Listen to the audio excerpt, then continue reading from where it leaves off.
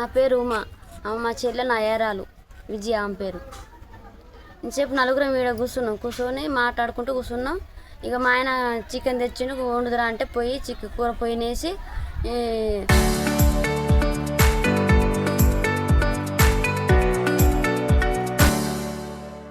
కూర పొయ్యినెత్తన్న దువ్వేన ఇంట్లోకి వచ్చింది. ఇంట్లోకి వచ్చి అక్క ఈ దువ్వేన మీదేనా అక్క అన్నది. అంటే ఇది మాది కాదు దువ్వేన మీదే అంటే సర్లేని ఇంట్లో ఇటు నుంచి పడుకొని ఇటు నుంచి పోతుంటే దాన్ని బండేసి నరుకుతా అంటే ఆయన చూసి ఉరికి వచ్చి ఏమైనా చూసరికి మొత్తం నరికి ఈడ నరికిండు నరికి అంతా నాకు కాలు చేతులు ఆడుకోకుంటే మా ఆయన పిలివంగానే మా ఆయన ఉరికొచ్చి మా ఆయన పట్టుకోసరికి వదలాయించుకొని మా ఇంట్లో నుంచి అట్టబడే ఉరికిండు.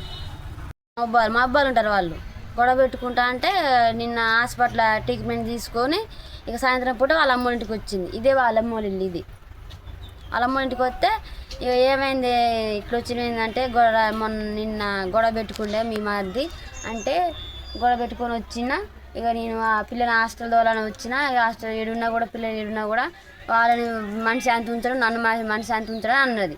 అన్నాక ఏం చేసింది, రేబ్బే దోలరాదు అది అంటే రేబ్బో నాకు ఆదివారం దూరొస్తా అని చెప్పింది. చెప్పినాక ఏం చేసింది, చెప్పినంత మాత్రం చెప్పింది, నాకు అది ఇచ్చింది పోయింది. మా ఇంటికి నుంచి వచ్చిండు, చూసిండు, అది మాట్లాడి చూసిపోయిండు. ఆయన వచ్చిండు, నక్కి కూర్చొని అది ఇంటికి రాగానే తను పట్టుకుని నరికిండు. నరికినాక అందరూ అంటే మేము పోయినాం. పోతే ఈమె ఇక్కడ కార్డు పడ్డది, ఇంకోటి ఇక్కడ నరికిండు. దానివల్ల మొత్తం చాలా దిగి గోరం కాపేసరికి అందరూ ఏడుతుంటే బాధపడుతుంటే సపోర్ట్ వచ్చిన బైక్ మీద తీసుకొచ్చాను జామపల్లి దాకా.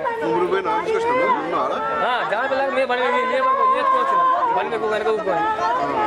తర్వాత జామపల్లి దాకా రాగానే ఆఫీస్ వచ్చింది, తీసుకొచ్చినాక సార్ పెద్ద హాస్పిటల్ కూడా అన్నారు. ఆ వరకు జరిగింది. పెద్ద హాస్పిటల్ పోతే బాగుంటుంది, లంక కొంచెం తెగింది కదా, పని చేతులు వచ్చిందని చెప్పింది.